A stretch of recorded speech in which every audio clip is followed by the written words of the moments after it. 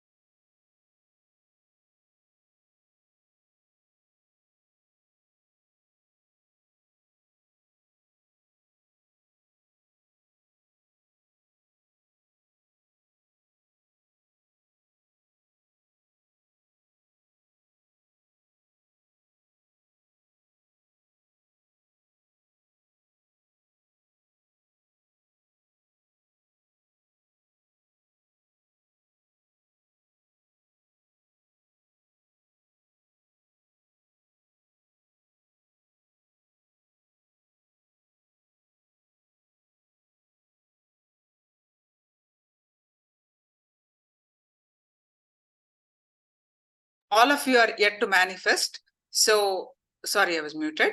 Yet to manifest. So, we will do one more round. So, please sit straight. Visualize Swamiji's form in your third eye, head, with your head, neck, back, straight line. How you do any meditation? This is most powerful than any meditation. So, sit straight with your head, neck, back, straight line. Any thoughts that are coming now, just let them come, let it come, let it go. You bring your attention back to Mahavakya chanting. Visualize Swamiji's form in your third eye. Again and again and again, bring your attention, awareness, everything back to the Mahavakya. Intense awareness. Chant the Mahavakya. Experience that oneness. Tie your eyes, otherwise you will see by mistake.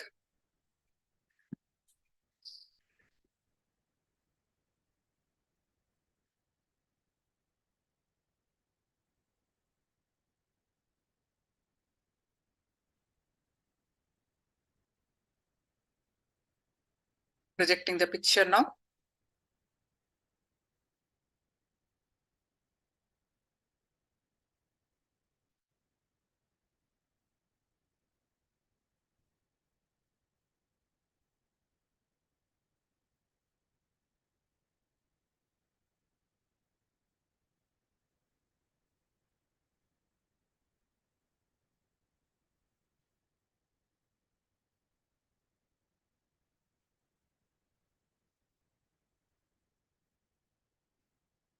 Paramashivoham Om Nithyananda